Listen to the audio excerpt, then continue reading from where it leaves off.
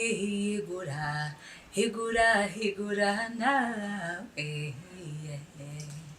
Muraho, mu kanya gatoya ntimujye kure, muraza gukurikira ikiganiro Higura kuri iyi channel ya YouTube. Mukore subscribe kitaza kubacika.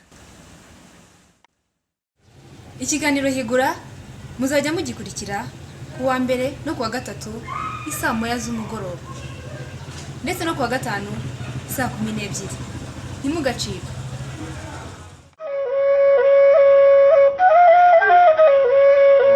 naje iwanyu kukureba bambwira ko udahari ndicara ndibaza impamvu. Bayi ikaze inshuti bakunze b'ikiganiro Higura, ikiganiro kigaruka ku buvanganzo nyarwanda muri rusange, aho twigira hamwe ibintu bitandukanye kuri gakondo yacu ariko bigendanye n'ubuvanganzo. Bageze iki kiganiro ndi Amandine. Uyu munsi rero tukaba turi kumwe n'umucuranzi ucuranga inanga, agiye kutwibwira atangira natubwira byinshi bitandukanye bigendanye n'inanga. Nyira na nyagahinga nk'abinyubishakaje ibyuma de muto mu batinye ndatekura ndi umushaka mbutagira imbeho mu nda rudatinye ibikombe ndatirwa abahize rugina nambara imbere y'abatinkindi nkaba ndi Aimable Kalisa nkaba ncuranga inanga, nkaba nababwira muri bimwe bigize inanga, kandi nkaba ndi n'umwuzukuru wa Rujindiri Bernardo ku Mugina wa Jenda na Kabugondo. Iyo utereye amaso ku Kamonyi umanuka gakeya aho bita Rugobagobo ugahita ugera ku Mugina, niho usanga umusaza w'umuco cyane, abantu baho batuye ku Mugina baramuzi. Nanjye rero akaba ariho ntuye, nkaba ndi umuhungu w'umukobwa Kayitesi Anastasia, akaba ari umukobwa wa Rujindiri cyane. Nanjye rero ngira ngo mbakire kandi mbasuhuze ubwo tugiye gutaramana kuri iki kiganiro, mbasobanurira uburyo ki inanga igiye ifite ibice biyiranze kandi bigize n'ibiti ikozemo ndetse na gakondo yacu, mbasaba kugira ngo mukomeze mushyigikire umuco wacu ntuzacike. Murabyumva rero, ni umwuzukuru wa Rujindiri, umwe mu bantu bacuranze inanga kera mu bihe byo hambere. Agiye gutangira tubwira buri gice cyose kigize inanga kugira ngo umuntu utayizi, haba umunyamahanga cyangwa se umunyarwanda wavutse ibingibi bitagikoreshwa cyane, aze kumenya inanga n'iki ikorwa mu biki. Uratangira uhereye kuri ruhande, yaba utungu turi gukoraho no kuri iki giti tubwire. Iyi ureba ndimo gukoraho ikavuga ni imirya. N'imirya usanze iyo urebye usanga ikoze mu bice bitandukanye. Hari imirya ikorwa mu mitsi y'inka, hari n'imirya usanga bakora mu migwegwe, hari n'imirya noneho rero twebwe iyo ngiye ndimo gucuranga ikaba ikoze muri neyo. Ni umugozi abatekinisiye b'inkweto barawuzi, ndawifashisha kugira ngo nguvuze ku nanga, inanga yanjye ikajya yavuga.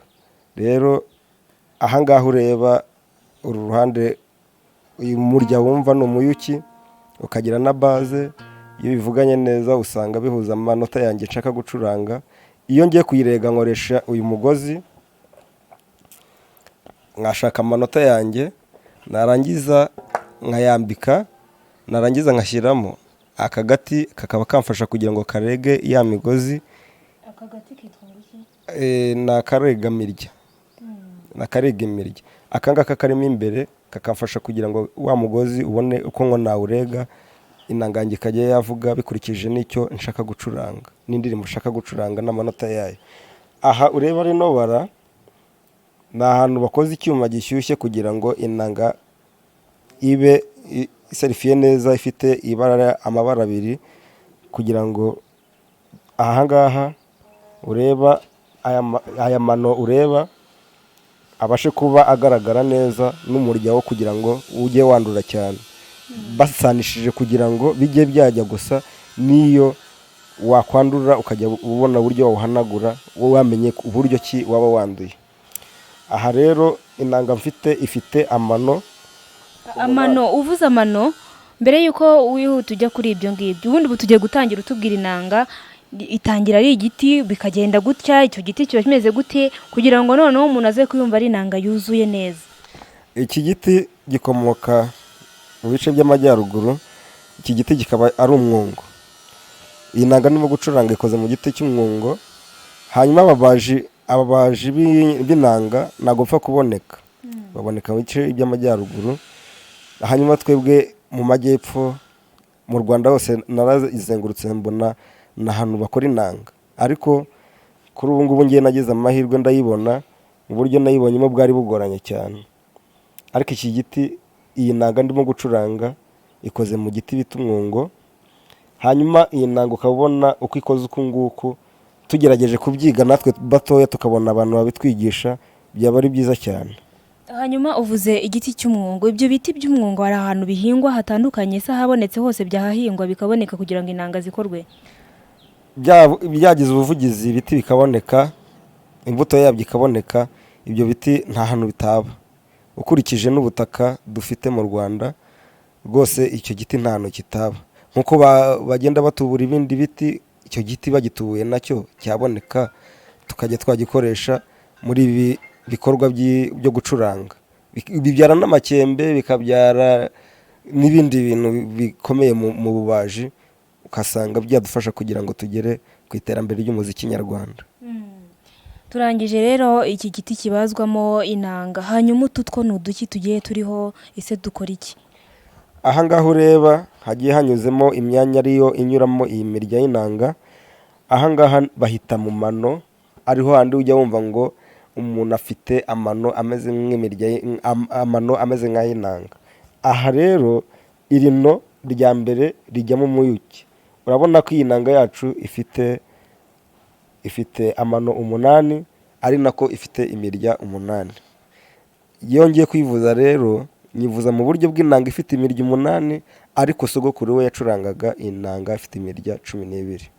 Ubwo rero hakaba habaho inanga zigira imirya ingahe cyangwa zose ni 8 nk'uko wari ubivuze?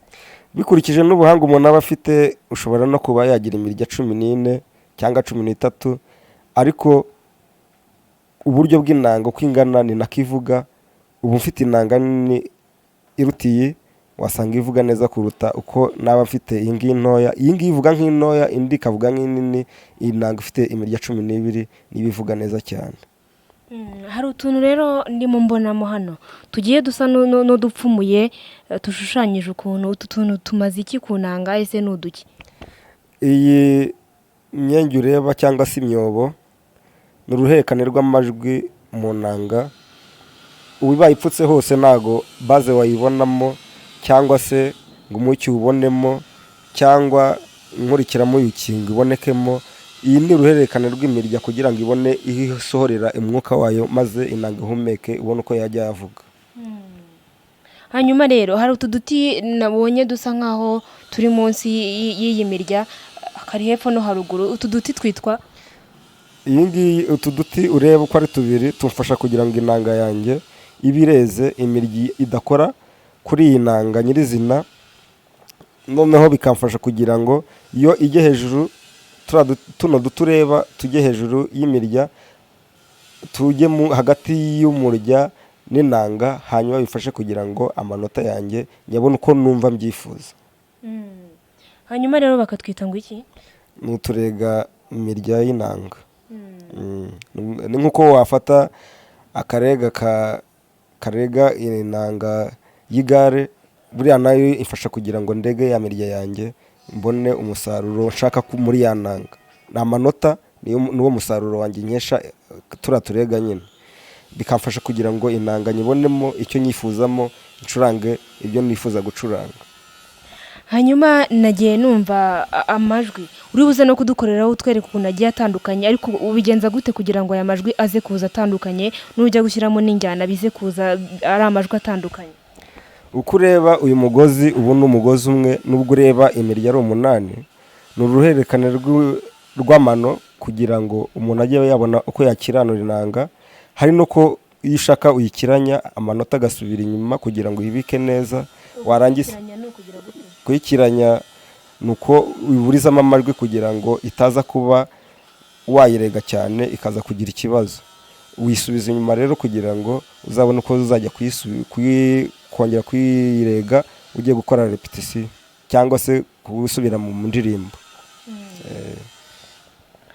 ubu akangaka nakifashisha cyangwa se nako muba mwaziritseho umugozi cyangwa akangaka gafite ikindi gisobanuro?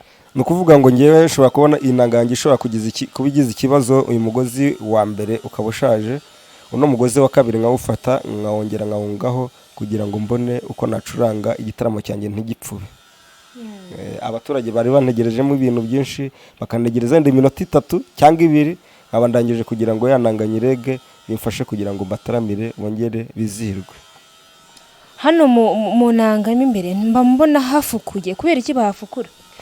Kugira ngo handi tugaruke haruguru, ni handi nakubwiraga ko ashobora kuba harimo amanota.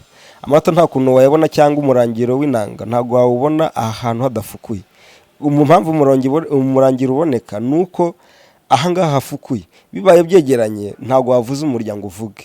Niyo mpamvu rero nshyiraho aka karega kugira ngo kigire hejuru, nubwo wa mwobo ufukuye murimo ushobora kuba ufitemo kuba ari mutoya, ariko nongeyeho kugira ngo ya bazi iboneke, wa mucyo uboneke, umurangiro uboneke, byivange n'amanota ndimo kuririmbamo, byivange usange birumvikana ku muntu ari wese urimo kubikurikirana akabasha kumva ko ari inanga ivanzwe n'ijwi, buri muntu akumva ko anyuze inyura amatwi ijemo mu gutwi ko yakumva icyo birimo gukora. Maze kutubwira ku bijyanye n'inanga bitandukanye, ariko haraho ugize kuvuga uti ntabwo abantu bakora inanga bagihari ari benshi, nta nubwo n'ibiti biboneka. Wagira ikintu wisabira nk'abantu babishinzwe kugira ngo wenda n'ibyo ngibyo bize kuboneka?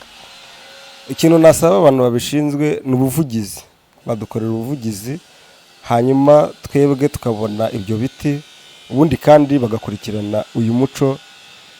Iyo ndebye imbere uyu muco wacu mbona birushaho kujya kure, umuco wacu urarushaho kugenda uzima. Njyewe ubu ngubu bwanjye ni njye muto mu bacuranzi b'inanga, sinzi nimba inyuma yanjye harazaboneka abandi bantu bacuranga inanga, kuko nimba njye narashatse inanga nkayibura, sinzi ukuntu undi uzaza inyuma yanjye azabona inanga. Ngira ngo rero nk'abantu babishinzwe bagomba kureba uburyo ki batugezaho ibyo biti, bakabizana bakabibyoroza mu baturage, ku buryo umuntu ari we wese ashobora kuzabona inanga. Kenshi abantu batoya rwose inanga urabona yuko kuyibona bizagorana. Iyo urebye hirya no hino icyo giti ntikiboneka, n'abakora inanga ntibaboneka. Habayeho ubuvugizi, abo bantu basigaye bakora inanga babashaka bakaba bakwigisha abantu kugira ngo bakore inanga, natwe tukazibona mu buryo butatugoye. Natwe ducuranga inanga tutagiye kure, natwe tukaba twagira uruhare, bakatuvugira ku buryo twakwigisha abatoya kugira ngo umuco wo kuzima.